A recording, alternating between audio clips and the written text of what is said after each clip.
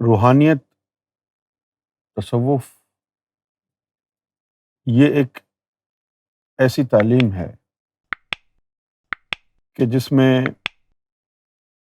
نہ صرف یہ کہ قربانیاں دینی پڑتی ہیں انسان کو، بلکہ وہ چیزیں بھی قربان کرنی پڑتی ہیں کہ جو عام انسان کے حوصلے اور ہمت سے ماوراء ہے۔ سب سے مشکل کام دنیا کا وہ اپنے نفس کو مراحل نفی سے گزارنا ہے، نفی کرنا، اپنی اہمیت کو زیرو کرنا۔ نہ صرف یہ کہ دوسروں کی نظر میں نفی کرنا اپنی، بلکہ سب سے پہلے اپنی ہستی میں اپنی ذات کی نفی کرنا۔ جو لوگ تلوار اٹھا کے جہاد کرتے ہیں، ہو سکتا ہے ان 1000 تلوار اٹھا کر جہاد کرنے والوں میں ایک بھی اتنا بڑا مرد نہ ہو جو اپنی ذات کی نفی کرنے کی بہادری رکھتا ہو۔ سرکار امام مہدی سیدنا گوھر شاہی نے فرمایا، دینی پڑتی ہے قربانی جان و مال کی اس راہ پہ چلنے والوں کو، پھر بھی بڑی مشکل سے ملتا ہے یہ سودا ان صابرین جیالوں کو۔ نفس کی قربانی، نفس کی نفی دین اسلام کا سب سے اہم ترین رکن ہے، اور یہ باتوں سے نہیں ہوتا ہے۔ من عرف نفسہ فقد عرف ربہ، قرآن کہتا ہے قد افلح من تزکا۔ نبی پاک صلی اللہ علیہ وآلہ وسلم کی ظاہری صحبت جن کو ملی، وہ اس لحاظ سے خوش قسمت ترین لوگ تھے کہ نفس کو پاک کرنے کے لیے ان کو کوئی جتن نہیں کرنے پڑے، کیونکہ ولیوں کے اوپر اللہ تعالیٰ کی تجلیات جو گرتی ہیں، ہر ولی پہ جو ولایت کبریٰ والا ہوتا ہے، دیدار الہی والا ہوتا ہے، 360 تجلیاں اس پر روزانہ گرتی ہیں، اور ایک تجلی جو ہے وہ نظر رحمت 7 کبیرہ گناہوں کو جلاتی ہے۔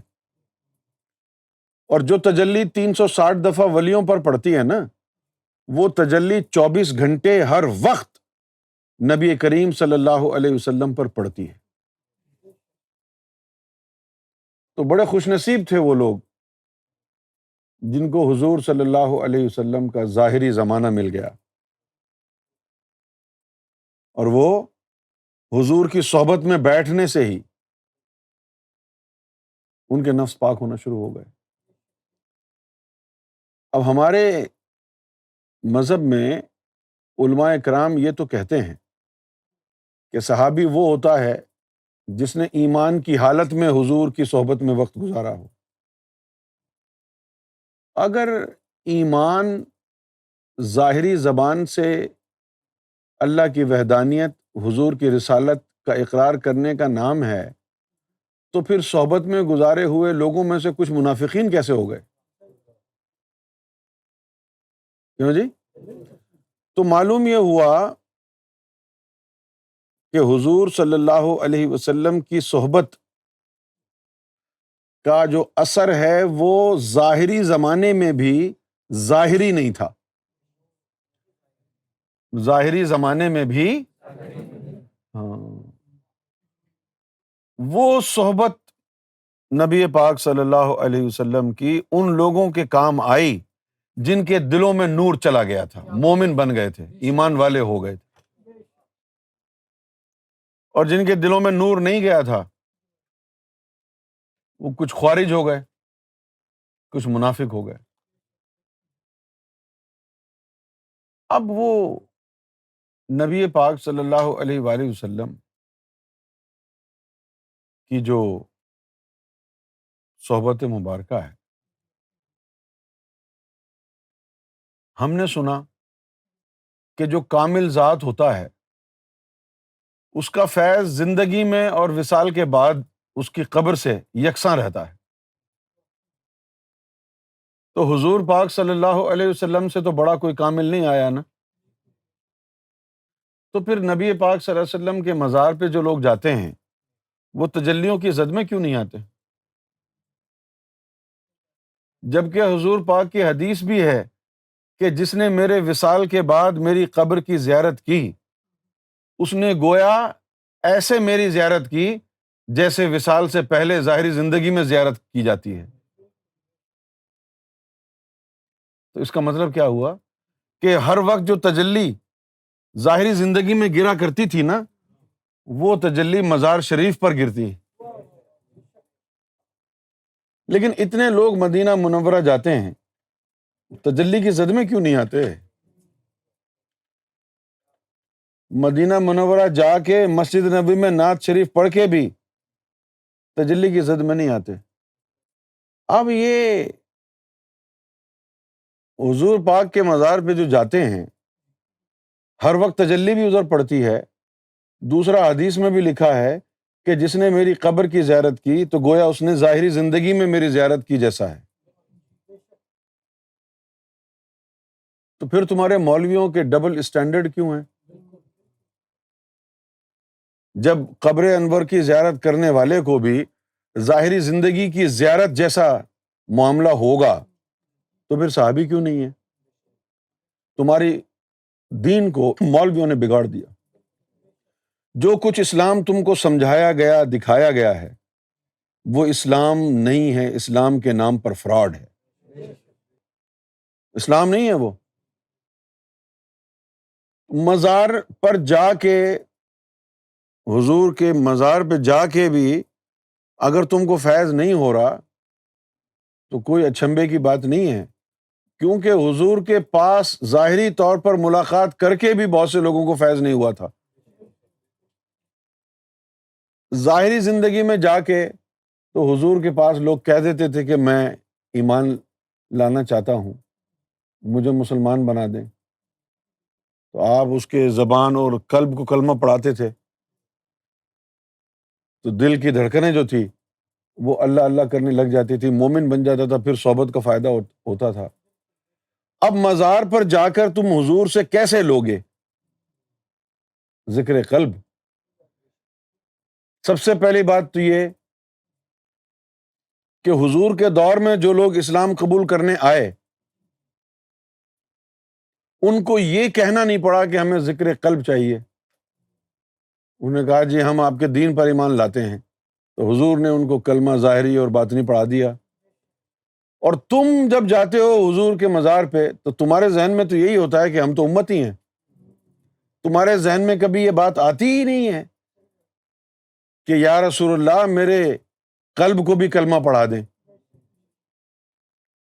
پہلی بات تو یہ تمہارے ذہن میں آتی نہیں ہے کہ حضور کی بارگاہ میں عرض کر دیں، اور دوسری بات یہ ہے کہ اگر کہہ بھی دو تو یہ آواز تمہاری حضور تک پہنچے گی کیسے، یہ علم تمہارے پاس نہیں ہے۔ حضور صلی اللہ علیہ وسلم کا فیض ویسا کا ویسا جاری ہے جیسا ظاہری حیات میں جاری تھا، اور قیامت تک ان کا فیض جاری رہے گا۔ جتنے بھی مرسلین ہیں سب کا فیض قیامت تک جاری رہے گا۔ اب تم کو حضور تک پہنچنے کے لیے وسیلوں کی ضرورت پڑ گئی کہ تمہاری بات حضور تک کوئی پہنچا دے۔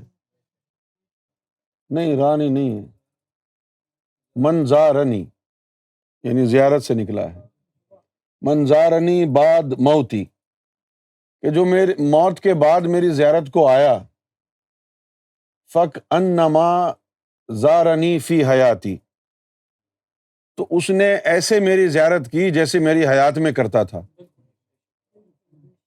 حیات میں تو حضور سے ملتا تھا، تو قبر کی زیارت کا مطلب یہ ہے کہ حضور ویسے ہی ملیں گے جیسے حیات میں ملتے تھے، یہ باطنی تعلیم کی طرف اشارے کے لیے حدیث ہے۔ اب ان ولیوں کے ذریعے تم حضور صلی اللہ علیہ وسلم تک تمہاری رسائی ہوتی۔ اس تعلیم کو پنپنے نہیں دیا گیا، اس تعلیم کو شرک اور بدعت کہا گیا، اور ان میں جو پیش لوگ تھے وہ ابن تیمیہ جیسے لوگ تھے۔ اور ہماری بدقسمتی یہ ہے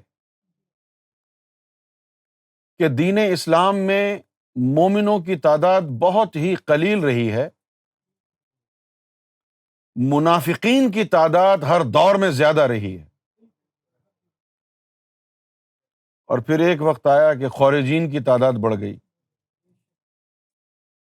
آج جس زمانے میں ہم جی رہے ہیں یہ وہ زمانہ ہے کہ جس میں مومن تو کوئی خال ہی ہوگا، اس سے زیادہ منافق ہیں،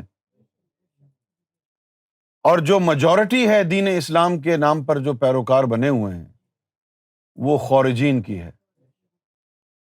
خارج کون ہوتا ہے؟ خارج ہونے کے لیے ضروری نہیں ہے کہ آپ لا تعلقی کا اظہار کر دیں دین سے، جو علماء اکرام بتاتے ہیں آپ لوگوں کو، یہ نہیں ہے۔ خارج کا مطلب ہے کہ جس کے سینے میں اللہ کا نور نہیں رہا، جب نور نہیں رہا تو وہ خارج ہو گیا، امت سے خارج ہو گیا۔ اب شیعہ سنی وہابی دیوبندی سینوں میں نور نہیں ہے نا، نہ نور کی بات کرتے ہیں یہ، پھر امت کا حصہ کہاں ہوئے؟ خارجین ہی ہو گئے نا۔ اب یہ تعلیم جو تھی، اس تعلیم کو ابن تیمیہ کے جو مقلدین ہیں، جو پیروکار ہیں، یا جو دین کی فہم، سوچ، فکر ابن تیمیہ اور ابن جوزی، ابن قیم اور محمد بن عبد الوہاب نجدی، اس طرح کے لوگوں سے جو اپنے مذہب کی فقہ اور فہم قرآن کا لیتے ہیں، تو وہ اس باطنی تعلیم کے دشمن ہو جاتے۔ اور پھر ہمارے دور میں اگر کوئی طاہر القادری جیسا اچھا عالم ہوا بھی ہے تو وہ بیچارہ بھٹک گیا، اور بھٹکنے کی وجہ کیا تھی؟ جب آپ کے علم کا ٹوٹل ریلائنس کتابوں پر ہوگا،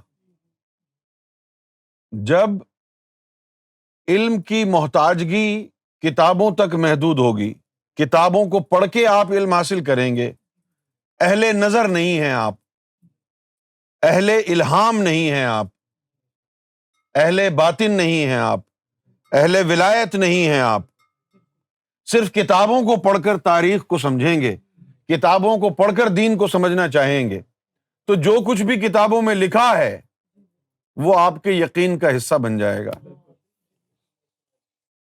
جیسے کہ کتابوں میں لکھا ہے کہ ابن تیمیہ صوفیوں کا سب سے بڑا دشمن، اور کتابوں میں یہ بھی لکھا ہے کہ وہ عبد القادر جیلانی کا ماننے والا تھا۔ اور بدقسمتی یہ کہ آپ کی قوم کے پاس کامن سینس نہیں ہے۔ یعنی اگر آپ کے پاس کامن سینس ہو تو اتنی سی بات سمجھ میں آپ کو نہیں آتی کہ اگر کوئی یہ کہے کہ مجھے کرکٹ سے شدید نفرت ہے اور روز کرکٹ کھیلے، آپ پریشان ہو جائیں گے، یار یہ بات سمجھ میں نہیں آئی، روز یہ کرکٹ کھیلتا ہے پھر کہتا ہے مجھے کرکٹ سے نفرت ہے۔ کامن سینس اگر آپ میں ہو تو یہ جب پڑھیں کہ ابن تیمیہ صوفیوں کا دشمن تھا، تصوف کو شرک کہتا تھا، پھر یہ جملہ کتاب میں جب آپ پڑھیں کہ وہ شیخ عبد القادر جیلانی کا پیروکار بھی تھا، تو پھر آپ کہیں گے یہ کیسے ہو سکتا ہے اگر کامن سینس ہوا، لیکن چونکہ کامن سینس ہی نہیں ہے، لہذا آپ دونوں باتیں پڑھتے ہیں اور دونوں باتیں پڑھ کے اور آگے لوگوں کو بیان کرتے جاتے ہیں کہ وہ سچے آدمی ہیں، وہ تو غوث اعظم کی ماننے والے تھے۔ روحانی اصطلاحات یہ نہیں ہوتی ہیں کہ وہ غوث اعظم رضی اللہ تعالی عنہ کا پیروکار تھا، پیروکار نہیں ہوتے ہیں، مرید ہوتے ہیں۔ تو غوث پاک کے دور میں جو آپ کے اوپر 500 کفر کے فتوے لگے، تو وہ کیا ولیوں کے ماننے والے علماء ہوں گے؟ میں آپ کو ایک بات تو بتا دوں کہ غوث اعظم رضی اللہ تعالی عنہ شریعت میں اتنے کامل تھے کہ کسی مولوی، کسی عالم دین کی جرت نہیں ہو سکتی تھی کہ کوئی ان کے کسی فعل پر انگلی اٹھا دے۔ یہ بلے شاہ جیسا رنگ نہیں تھا وہاں، مجذوبوں والا رنگ نہیں تھا وہاں۔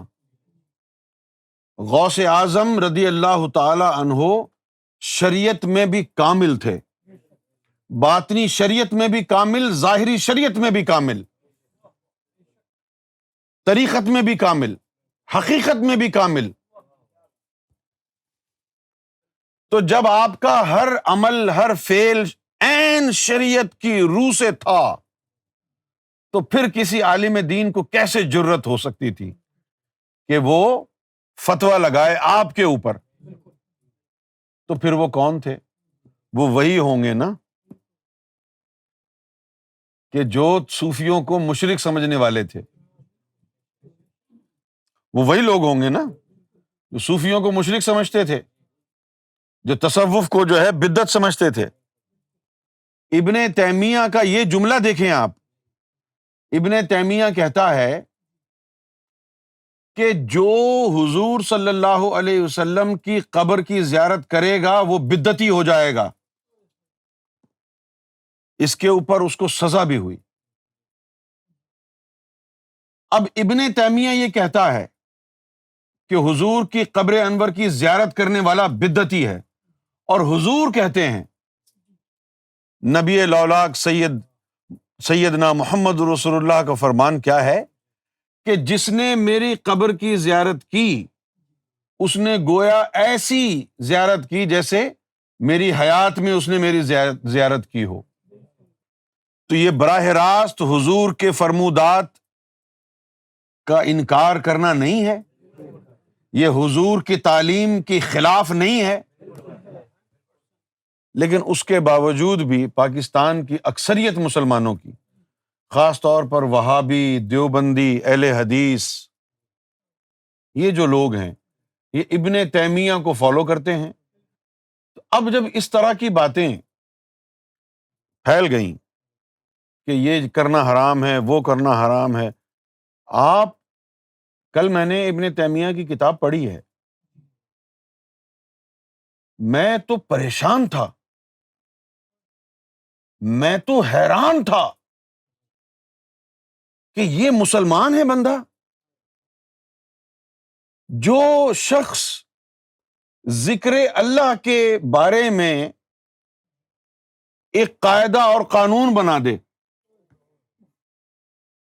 اور کہے کہ اس طرح اللہ کا ذکر کرنا جائز ہے اور اس طرح ذکر اللہ کرنا ناجائز ہے اور اس طرح چیخ چیخ کر اللہ کا ذکر کرنا حرام ہے، جبکہ قرآن مجید میں لکھا ہے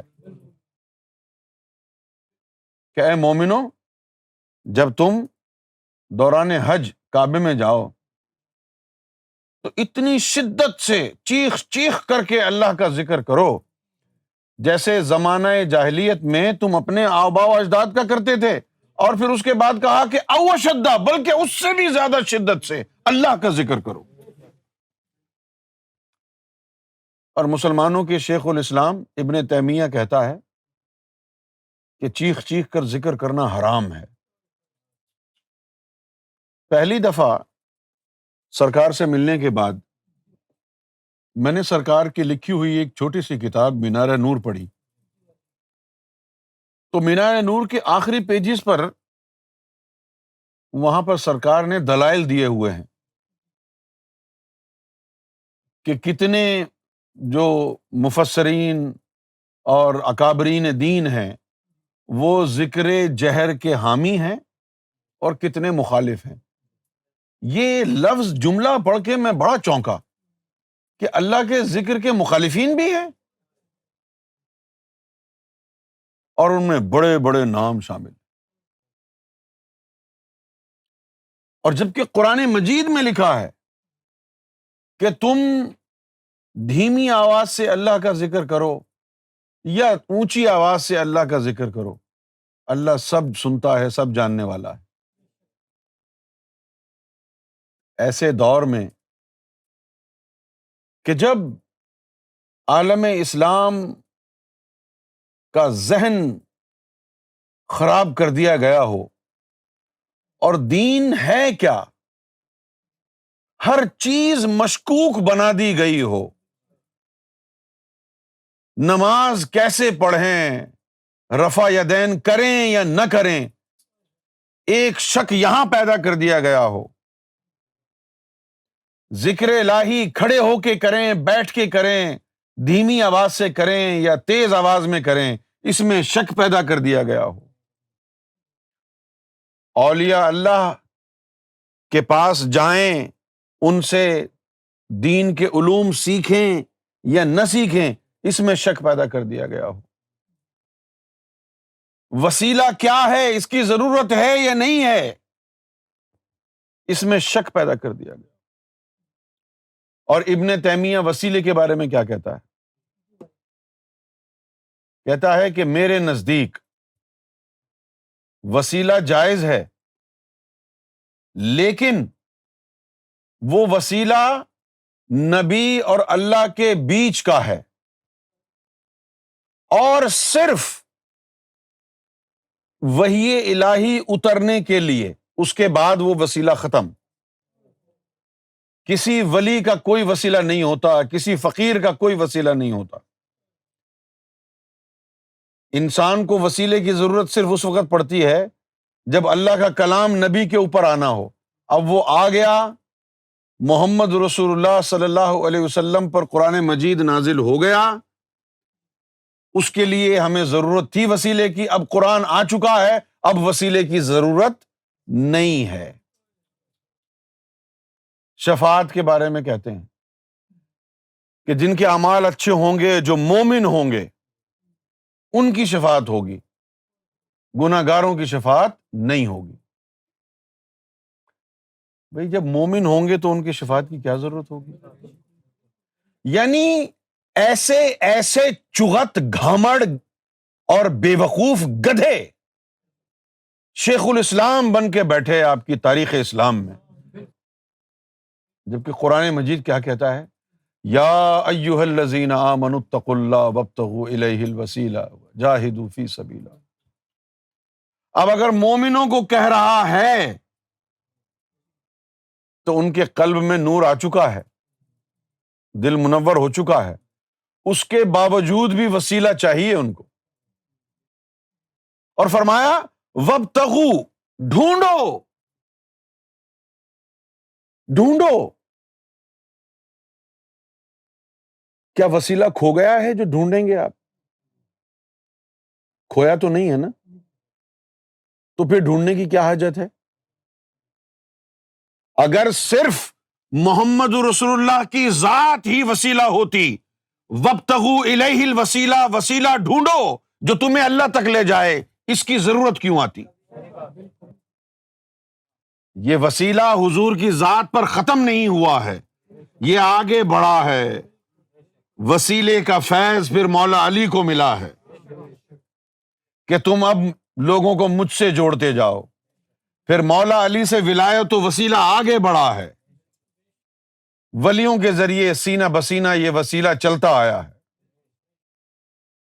نقشبندی بھی اسی وسیلے سے جڑے، چشتیہ خاندان، قادریہ خاندان، سہروردیہ خاندان، سب ان وسیلوں کے ذریعے ہی حضور کی ذات تک پہنچے۔ اگر کوئی شخص یہ کہتا ہے کہ جی میرا تعلق اہل سنت والجماعت سے ہے، ولیوں کا ماننے والا ہوں، آقا علیہ السلام کا امتی ہوں، لیکن بندے کو دیکھ کے بات کرنی چاہیے، میں اس سے یہ کہوں گا اہل حدیث آئے گا تو آپ اس کے موقف کے اوپر آ جائیں گے، وہابی آئے گا تو آپ اس کے موقف پر آ جائیں گے، تو پھر آپ کا اپنا جو عقیدہ ہے وہ غلط ہے۔ آپ اس کے موقف کی تائید کر رہے ہیں نا، اس کی ہاں میں ہاں ملا کے، تو اس کا مطلب ہے آپ غلط ہیں۔ اگر آپ صحیح ہیں تو پھر آپ اس کے عقیدے کی تعریف کیوں کر رہے ہیں اگر وہ گمراہ ہے؟ ہم کیا کرتے ہیں؟ ہم مولا علی کی تعریف کرتے ہیں، ہم مولا حسین کی تعریف کرتے ہیں، ہم اہل بیت کی تعریف اور توصیف بیان کرتے ہیں، ہم ان کے محاسن، مناقب، فضائل بیان کرتے ہیں، ان کی افادیت، ان کے تعلق کی افادیت، ان کی محبت کی ایمان میں اہمیت، یہ بیان کرتے ہیں، لیکن ہم اہل تشیع کے گانے نہیں گاتے، ترانے نہیں گاتے۔ ہم توحید کا ذکر کرتے ہیں لیکن توحید کا وہ رخ پیش کرتے ہیں جو اللہ کے رسول نے دیا ہے، جو مولا علی نے دیا ہے، جو غوث اعظم رضی اللہ تعالی عنہ نے دیا ہے۔ ہم کسی غلط عقیدے کی تعریف نہیں کر سکتے،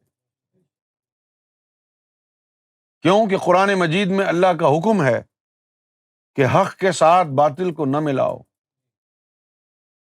اسپیشلی جب تم جانتے ہو کہ حق کیا ہے۔ یہ کھچڑی پک گئی، اور پھر ایسے عالم نفاق میں، ایسے عالم کفر میں، ایسے زمانے میں کہ جب غیر یقینی اپنی انتہا کو پہنچ چکی، بے ایمانی، بدعتیں، شرک، زندیقی اپنے انتہا کو پہنچ چکی، جب دین کا نشان باقی نہ رہا، صراط مستقیم کا نشان باقی نہ رہا،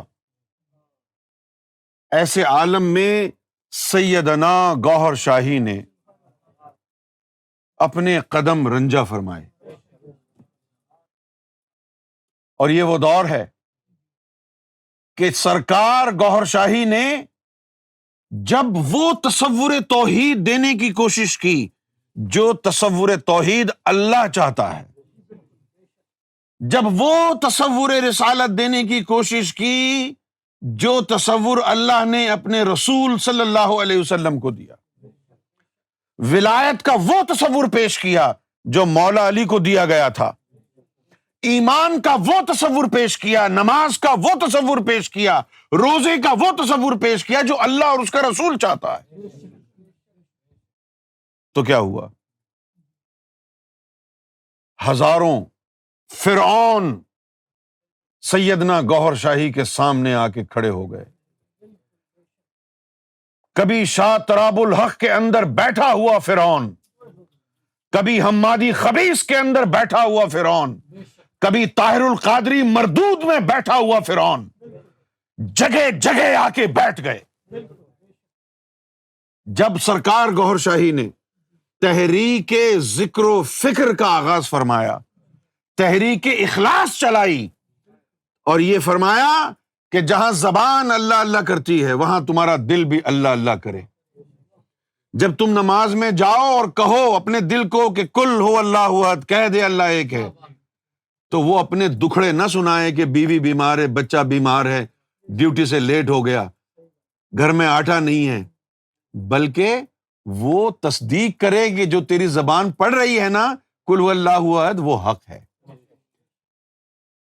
سرکار گوہر شاہی نے نماز، صلاۃ، جس کو معراج المومنین کا درجہ دیا گیا، سرکار گوہر شاہی نے آئین صلاۃ عطا فرمایا۔ سیدنا گوہر شاہی نے آئین صلاۃ عطا فرمایا کہ زبان قرآن کی تلاوت میں، جسم رکوع سجود میں اور دل تصدیق میں لگا ہو تب نماز حقیقت ہوتی ہے۔ رہ گئے ہاتھ کا اٹھانا یا جھکانا، ہاتھ اوپر ہو یا نیچے، دل اور دل کے نور کو اس سے کوئی غرض نہیں، کیونکہ محمد رسول اللہ نے فرمایا لا صلاۃ الا بحضور القلب، اور تم لگے رہے وضو میں، داڑھی کا مسا ٹھیک نہیں ہوا، یہ ناخن ابھی پورا تر نہیں ہوا، داڑھی ابھی پوری بڑی نہیں ہوئی، ٹخنوں سے اوپر پاجامہ نہیں تھا، میرے ابھی ماتھے پر کالا نشان کلنک کا ٹیکا نہیں لگا، رگڑ رگڑ کے ماتھا، آپ متقی اور پارسا بننے کی کوششوں میں لگے رہے۔ اور جب دین کا سچا سبق دینے والا آیا تو سارے شیطان اپنے اپنے ممبروں سے اتر کر سرکار گوہر شاہی کے خلاف صف آرا ہو گئے۔ یہ وہابی، یہ دیوبندی، یہ اہل حدیث، یہ سنی، یہ بریلوی، یہ شیعہ، ایک آنکھ ایک دوسرے کو نہیں بھاتے، لیکن سیدنا گوہر شاہی کے خلاف سب اکٹھے ہو گئے، وحدت طاری ہو گئی، سب جڑ گئے، بھائی بھائی ہو گئے۔ اللہ کے نام پر جو کبھی بھائی بھائی نہیں ہوئے تھے، اللہ کے رسول کے نام پر کبھی جو بھائی بھائی نہیں ہوئے تھے، قرآن ایک ہی تھا اس کے باوجود کبھی بھائی بھائی نہیں ہوئے تھے، گوہر شاہی کے خلاف سب بھائی بھائی ہو گئے۔ کیوں؟ کہ مومن آپس میں بھائی بھائی اس لیے تھے کہ سب مومنوں میں اللہ کا نور تھا، ایک محمد کا نور، ایک قرآن کا نور تھا، اور ان میں ایک شیطان کی نار ہے، سب کے دلوں میں شیطان بیٹھا ہوا ہے۔ جب گوہر شاہی حق کے سامنے آئے تو سب اکٹھے ہو گئے، اور وہ پروپیگنڈا کیا سیدنا گوہر شاہی کے خلاف۔ اپنی دانست میں انہوں نے یہ سوچ لیا کہ گوہر شاہی کو ہم اٹھنے نہیں دیں گے۔ بڑے بڑے مفتی آتے، بڑے بڑے عالم سرکار گوہر شاہی کے پاس آتے اور کہتے کہ ہم سے بنا کے رکھو ورنہ ہم تمہیں اٹھنے نہیں دیں گے۔ اور جواب میں سرکار گوہر شاہی یہ فرماتے کہ مجھے کسی کی مخالفت سہنے کی کیا ضرورت ہے، مجھے کسی سے گٹھ جوڑ کرنے کی بھی کیا ضرورت ہے، میں تو بالکل الگ اپنے تنے تنہا سیپریٹ رہنا چاہتا ہوں، لیکن ایک آسمانی ہاتھ ہے جو مجھے کہتا ہے کہ یہ میرا حق ان تک پہنچاؤ، ان تک پہنچاؤ، جن کا مجھے حکم ہے ان کے حکم کے مطابق میں یہ پیغام دنیا تک پہنچا رہا ہوں، میں اپنے اس حق سے ہٹ نہیں سکتا، میں وہی کہوں گا جو مجھے کہا گیا ہے۔ ہزار خوف ہوں لیکن زباں ہو دل کی رفیق، یہی رہا ہے ازل سے قلندروں کا طریق۔ سرکار گوہر شاہی نے جو بات نجی طور پر اپنے دو چار مریدوں کو بٹھا کے کہی، وہی بات ہزاروں کے مجمع میں امام بارگاہ میں بیٹھ کر منبر رسول پر کہی۔ ہے کوئی ایسا مرد، ہے کوئی ایسا بریلوی، ہے کوئی ایسا سنی جو شیعہ کی امام بارگاہ میں جائے، منبر پر بیٹھے اور یہ کہے کہ شریعت میں سب سے بڑا درجہ ابو بکر صدیق کا ہے؟ گوہر شاہی نے کہا۔ گوہر شاہی نے کہا یہ ہے زبان حق، یہ ہے مرد حق، یہ ہے مرد قلندر، جس نے تنہائی میں جو بات کہی ہزاروں کے مجمع میں بھی وہی کہا۔ گوہر شاہی نے کسی کی خوشامد نہیں کی۔ جس طرح آج آپ دیکھتے ہیں کہ اگر طارق جمیل صاحب قادری طاہر القادری کے پاس آ جائے تو طاہر القادری صاحب آقا علیہ السلام کا ذکر ہی بھول جاتے ہیں، کہتے ہیں کہ میں نے تو سب کچھ صرف اللہ کی خاطر کیا، حضور کا نام لینا بھول جاتے ہیں، اپنے عقیدے کو ہی چھوڑ دیتے ہیں۔ لیکن مرد حق، مرد قلندر، جس کے عمل سے، جس کے قول سے حق ثابت ہوا ہے، وہ سیدنا گوہر شاہی کی ذات معظم ہے۔ جو بات اپنے پیروکاروں کو بٹھا کر کمرے میں کہی، وہی بات ہزاروں کے مجمع میں ان کے سامنے کہی جو اس بات کو مانتے نہیں۔ اہل تشیع امام بارگاہ میں جا کے دیکھو اس مرد قلندر کو۔ جب یہ مرد قلندر پاک پتن گیا، بابا فرید کے مزار پر دربار گوہر شاہی سجایا گیا، سیدنا گوہر شاہی تشریف فرما ہوئے، کیا کہا کہ یہ جو بابا فرید کے مزار پر جنتی بہشتی دروازہ ہے، یہ غلط ہے، یہ غلط ہے۔ انہوں نے دروازے کا نہیں کہا تھا بابا فرید نے، انہوں نے کہا تھا کہ جو میرے رستوں لنگ گیا وہ جنتی ہے، انہوں نے کہا تھا جو میرے راستے پر چلا۔ تو انہوں نے، لوگوں نے دیکھا کہ یہ اپنے پیچھے کی طرف اشارہ کر رہے ہیں، دروازے کی طرف۔ سیدنا گوہر شاہی نے فرمایا کہ بھئی اس بہشتی دروازے سے زیادہ محترم چیز تو خانہ کعبہ ہے، حضور پاک کا دربار ہے، ادھر جا کے بھی جب جنتی کی گارنٹی نہیں تو اس دروازے سے گزر کے تم جنتی کیسے ہو سکتے ہو؟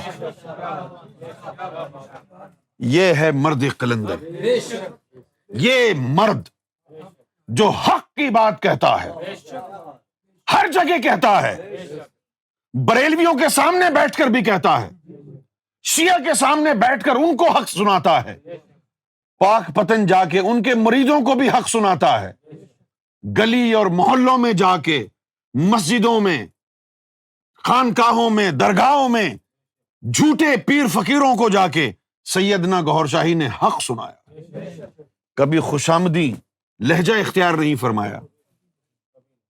یہ مرد قلندر ہے جس نے ڈنکے کی چوٹ پر پوری جرت کے ساتھ اللہ کی توحید، اللہ کے اخلاص اور حضور صلی اللہ علیہ وسلم کی رسالت، آپ کی محبت اور آپ کی محبت کی ضرورت و اہمیت کا کھلے عام پرچار کیا ہے۔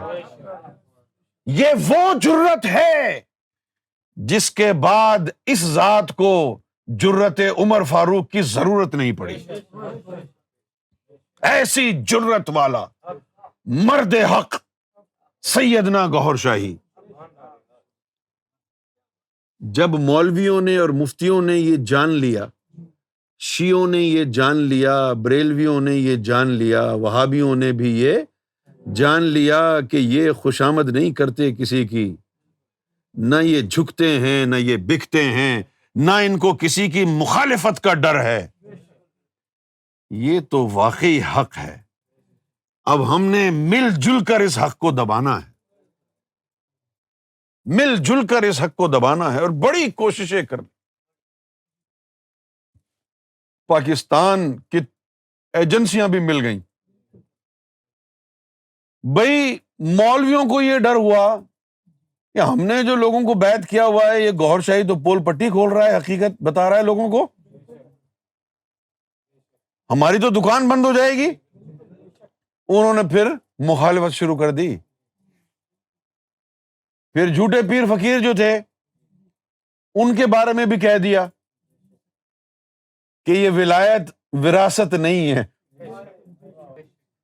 بھئی تیرا دادا تھا پیر تو کیسے پیر ہو گیا؟ یہ وراثت نہیں ہے نا۔ وراثت ہوتی تو نبوت ہوتی، جب نبوت وراثت نہیں ہے، نبی کا بیٹا نبی نہیں ہو سکتا، تو ولی کا بیٹا ولی کیسے ہو سکتا ہے؟ تو گدی نشین بھی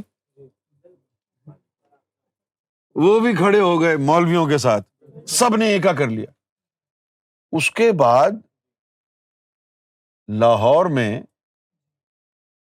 موچی دروازے پر سیدنا گوہر شاہی نے خطاب ایسا فرمایا کہ قرارداد پاکستان کے وقت اس جگہ پر کامیاب جلسہ کرنے والا صرف محمد علی جناح تھا، اس کے بعد سے تا وقت سرکار کے قدم مبارک وہاں پڑے، کوئی اس جگہ کو بھر نہیں سکا جلسہ کر کے۔ اور جب میرا گوہر شاہی وہاں آیا، جب سیدنا گوہر شاہی نے قدم رنجا فرمائے، ہائے ہائے، تو وہ جگہ جو بھرتی نہیں تھی اب وہ جگہ نظر نہیں آ رہی تھی۔ بیٹھے ہوئے ہیں شہنشاہ، ایک انتہائی محتاط اندازے کے مطابق وہاں پر 70 لاکھ انسان موجود تھے۔ کتنے؟ اور غوث اعظم کی مجلس میں میکسیمم نمبر کیا ہوا تھا؟ 70,000۔ کیا ہوا تھا؟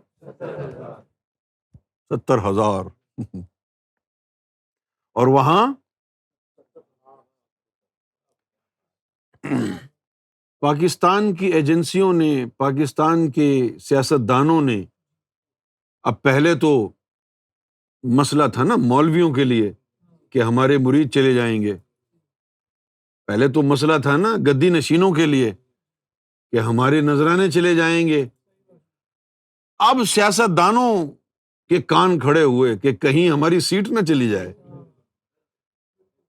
پھر ایجنسیوں آرمی والوں کو ہوا کہ کہیں یہ ملک کی باغ دوڑ ہمارے ہاتھ سے نہ چلی جائے، کہیں گوہر شاہی آیت اللہ خمینی جیسا انقلاب نہ لے آئے۔ سرکار گوہر شاہی کا یہ روب و دبدبا، یہ انداز جلالانہ اور یہ کردار معشوقانہ دیکھ کر بے چین ہو گئے، کھڑے ہو کر کے میٹنگز کرنے لگے کہ یہ پاکستان تو گوہر شاہی یہاں تو روحانی انقلاب لے آئیں گے، یہ تو امام خمینی جیسا انقلاب لانے والے ہیں۔ اب یہ وہ موقع تھا کہ سارے شیطان ایک جگہ جمع ہو گئے، سارے شیطان،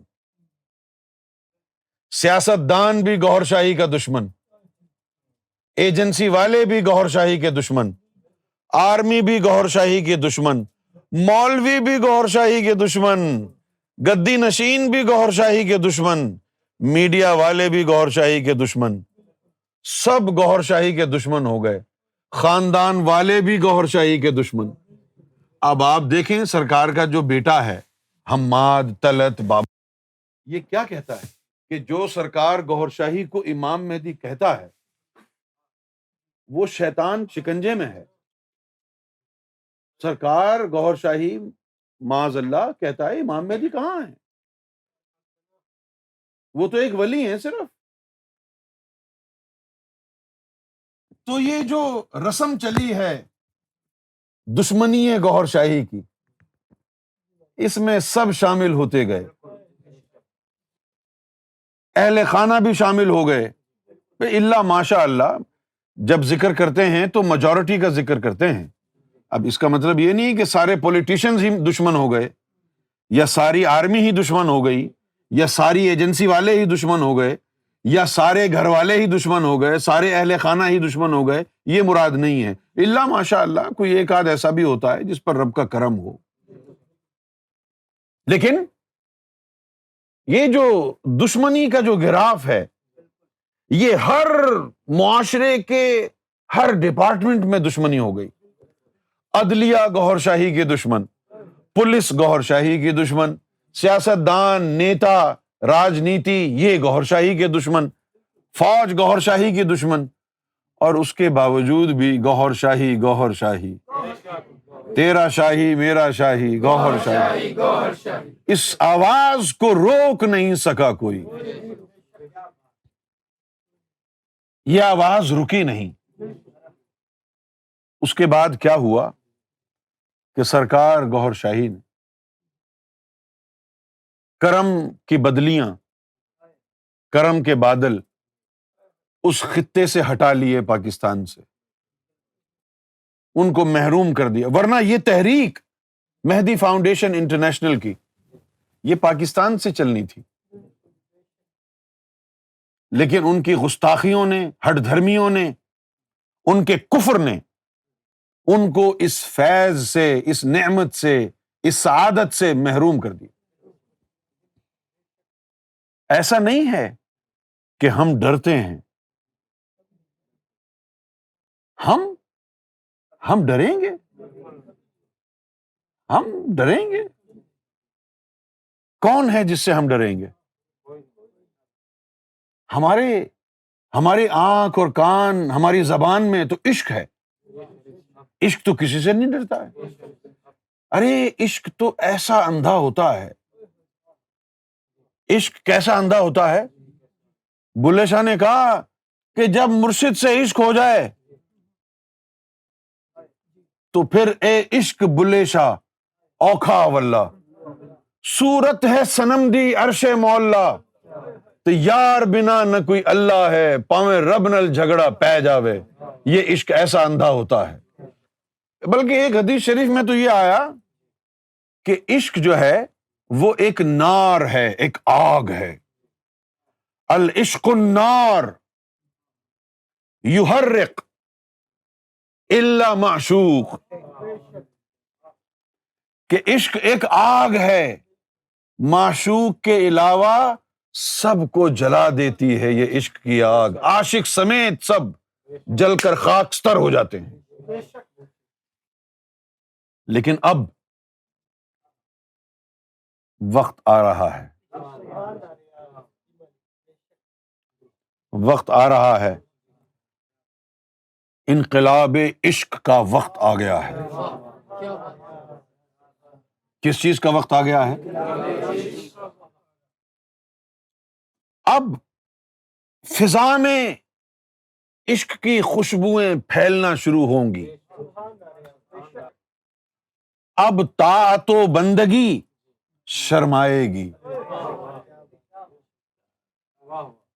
یہ ایک ٹرانزیشن پیریڈ ہوتا ہے، جس طرح اس وقت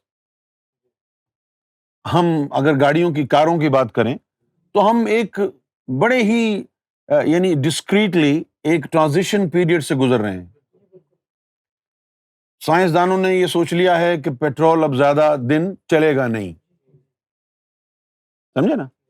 تو انہوں نے کیا کیا کہ اب الیکٹرک کارز بنانا شروع ہو گئے، اور پھر الیکٹرک کارز جن کے پاس ہیں ان کو کہا جی آپ روڈ ٹیکس بھی نہ دیں، کنجسشن چارجز بھی آپ کے معاف ہیں، اور حکومت آپ کو جو ہے وہ 5-10 ہزار پاؤنڈ بھی دے گی خریدنے کے لیے گاڑی، آپ الیکٹرک کی گاڑی لیں۔ یہ لوگوں کو راغب کرنے کے لیے پیٹرول کی گاڑیاں، پیٹرول کے انجن والی گاڑیاں، ڈیزل کے انجن والی گاڑیاں چل رہی ہیں ابھی بھی، لیکن وہ گاڑیاں بھی مارکیٹ میں آ رہی ہیں۔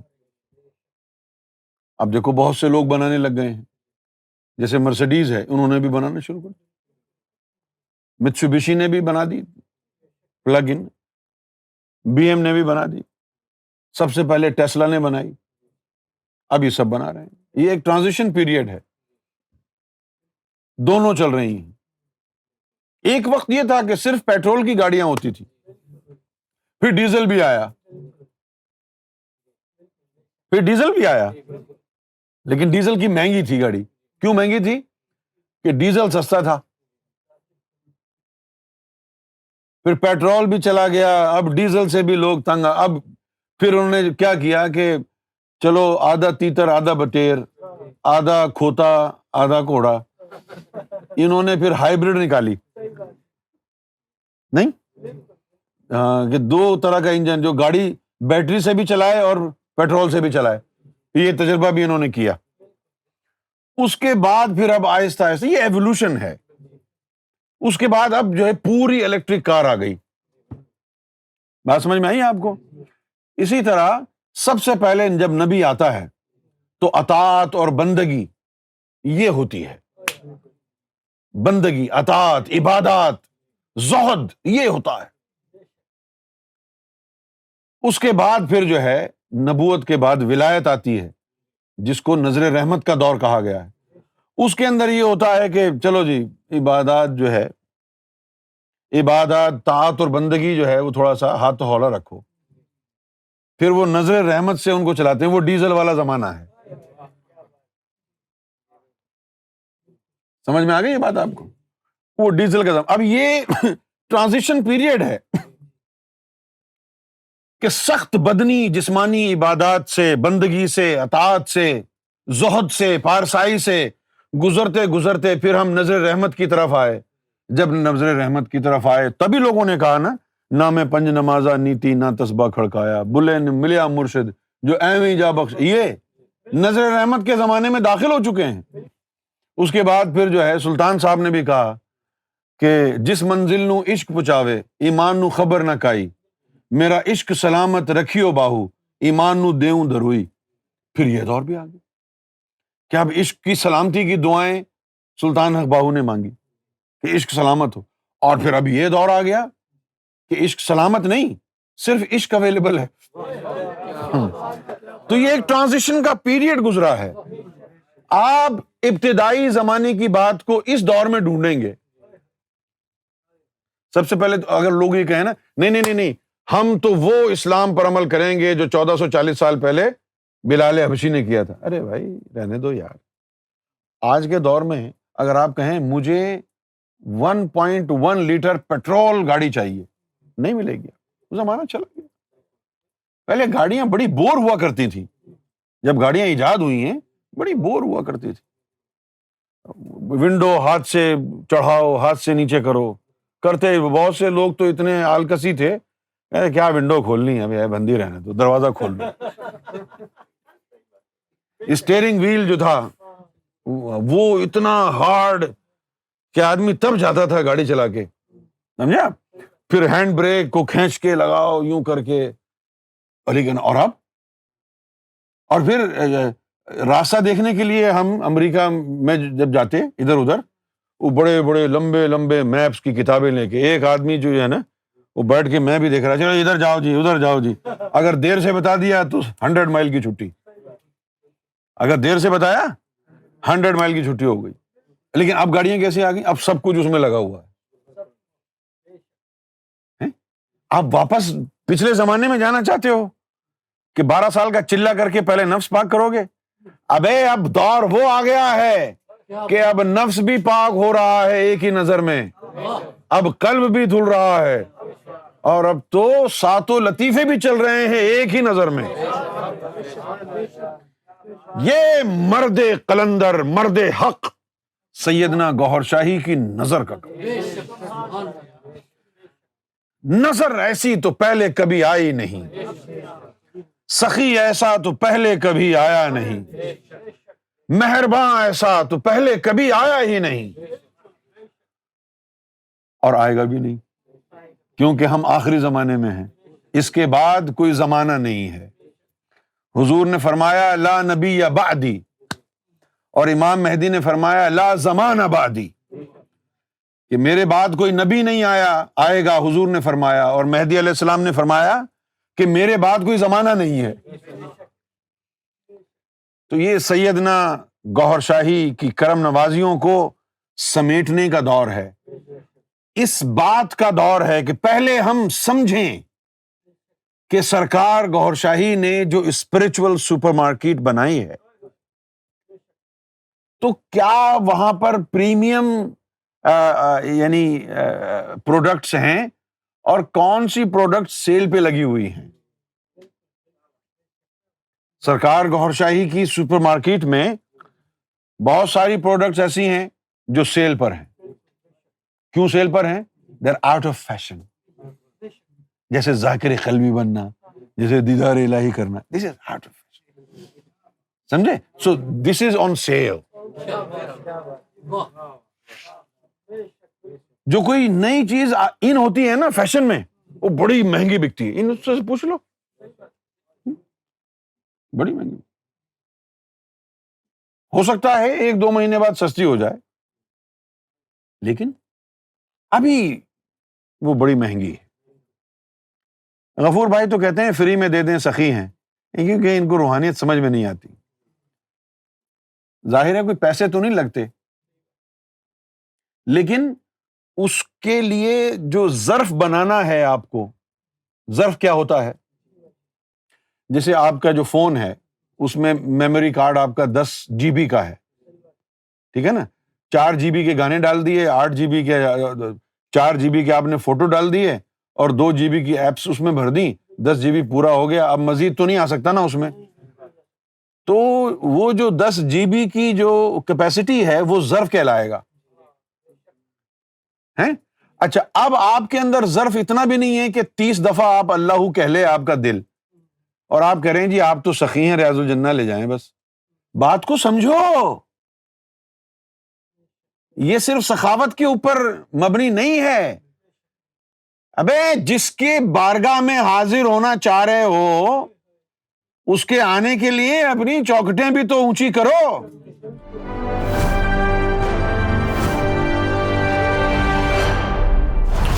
TV, bringing light, love, and peace in your life.